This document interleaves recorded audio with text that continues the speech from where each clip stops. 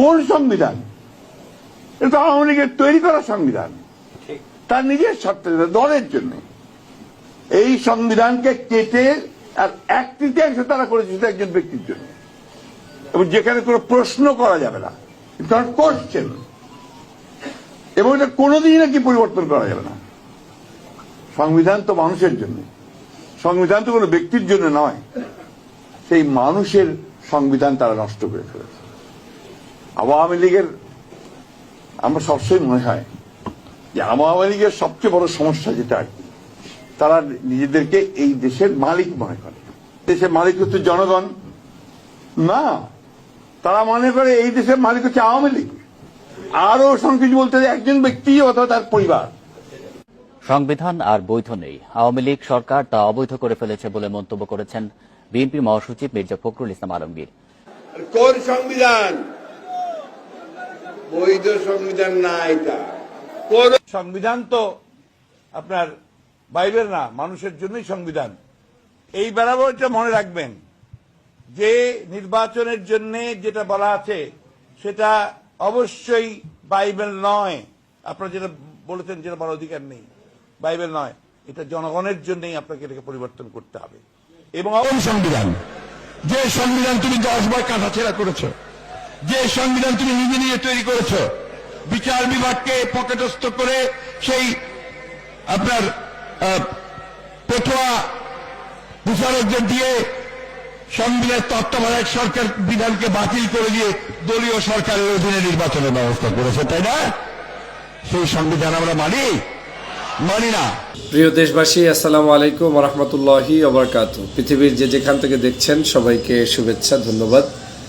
বাংলাদেশের বর্তমান সরকার, বিএনপির সরকার, সংসদে অধিবেশন চলা অবস্থায় একটি জিনিস বারবার জনগণের কাছে ভুলভাবে উপস্থাপন করছে, যেটা বাংলাদেশের সকল জনগণকে জানা উচিত। এবং আমরা জনগণও কিন্তু একটি জিনিস না জানার কারণে হয়তো তাদের চাপিয়ে দেওয়া বিষয়টাকে মেনে নেওয়ার জন্য অনেকে প্রস্তুত রয়েছেন। সেই বিষয়টা নিয়ে আজকে একটু কথা বলতে চাই। বাংলাদেশের গত যে অন্তর্বর্তীকালীন সরকার ছিল, সেই সরকার সংবিধান সংস্কার করার জন্য, জনগণের যে চাহিদা, সেই চাহিদাকে পূরণ করার জন্য তারা সংবিধান সংস্কার কমিশন গঠন করে সেখানে দীর্ঘদিনের কিছু আলাপ আলোচনা করেছিলেন। সেই আলাপ আলোচনায় সারা বাংলাদেশের সকল রাজনৈতিক দল বেশ কিছু ইস্যুতে ঐক্যমত পোষণ করেছে, আর কিছু কিছু ইস্যুতে তিনি ঐক্যমত পোষণ করেননি, কিন্তু তিনি নোট অফ ডিসেন্ট দিয়েছেন। তাহলে ঐক্যমত পোষণ করেছেন কেউ কেউ এটাকে ঐক্যমত পোষণ না করে নোট অফ ডিসেন্ট দিয়েছেন। তার মানে এই নয় যে সংস্কার কমিশনে যতগুলো বিষয় আলোচনা করেছে সবগুলো বিষয়ই মানে নোট অফ ডিসেন্ট হয়ে গিয়েছে, এমনটা নয়। হয়তো 5টা বিষয়ের উপরে 4টা বিষয় বিএনপির পছন্দ হয়েছে, সেটাতে তিনি এগ্রি করেছেন, আর একটা বিষয় অপছন্দ হয়েছে, সেটাতে তিনি নোট অফ ডিসেন্ট দিয়েছেন। তাহলে নোট অফ ডিসেন্টটা কি এবং এই নোট অফ ডিসেন্টটা কখন কাজে লাগে সে বিষয়টা আপনাকে জানতে হবে। প্রথম আপনাকে একটা এক্সাম্পল দিয়ে বুঝিয়ে দেই, তারপরে আমি বিস্তারিত আলোচনায় আসছি।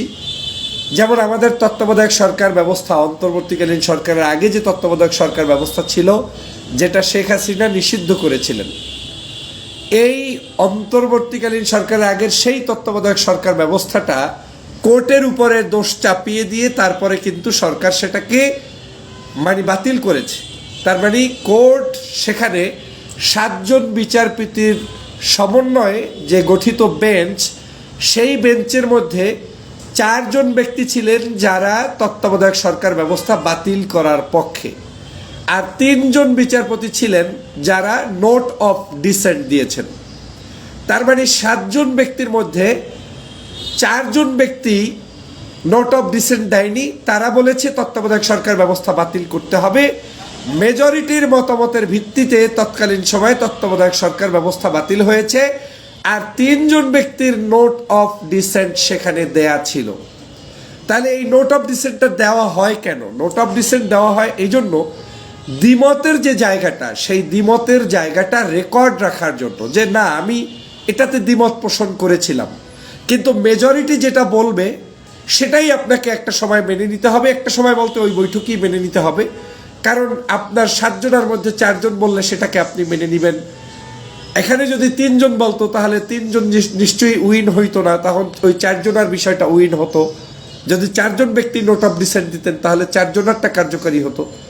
তো জাতীয় সংসদের বর্তমান সংস্কার যে বিষয়গুলো, সেগুলোতে সর্বাধিক সংখ্যক রাজনৈতিক দলের মতামতের ভিত্তিতে যেটা সংগঠিত হয়েছে সেটা হয়েছে আজকের এই সংস্কার, জুলাই সনদ, গণভোট, এগুলোই জয়যুক্ত হয়েছে।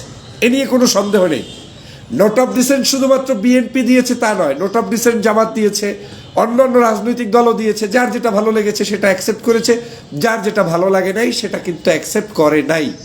তাহলে নোট অফ ডিসেন্টটা দেওয়ার পরেও কেন গণভোট সংগঠিত হলো এ বিষয়টি আপনাদেরকে জানতে হবে। গণভোটটি সংগঠিত হয়েছে এজন্য, সরকার চিন্তা করেছে নোট অফ ডিসেন্ট দেওয়ার পরে কোনো ব্যক্তি নোট অফ ডিসেন্ট দিয়েছেন, কোনো ব্যক্তি এটাকে মেনে নিয়েছেন, তারপরেও আমরা জনগণের একটা মতামত দেখতে চাই যে জনগণ এই নোট অফ ডিসেন্ট এবং মতামত এইটার উপর ভিত্তি করে তারা বর্তমানের সংস্কারের বিষয়গুলোতে এগ্রি কিনা, সংবিধান সংস্কারের বিষয়গুলোতে জনগণ কি চাহিদা পূরণ করতে চায় সেটাও আমরা মতামত নিয়ে নিব। তো জনগণ যখন মতামত দিয়েছে তখন প্রায় 70% জনগণ সেই মতামত দিয়েছে। সেটা হচ্ছে যে 5টি কোশ্চেন সেখানে দেওয়া হয়েছে, সেটার উপরে তারা চূড়ান্ত রায় দিয়ে জনগণ তার মত প্রকাশ করে এই সংস্কারের পক্ষে অবস্থান নিয়েছে।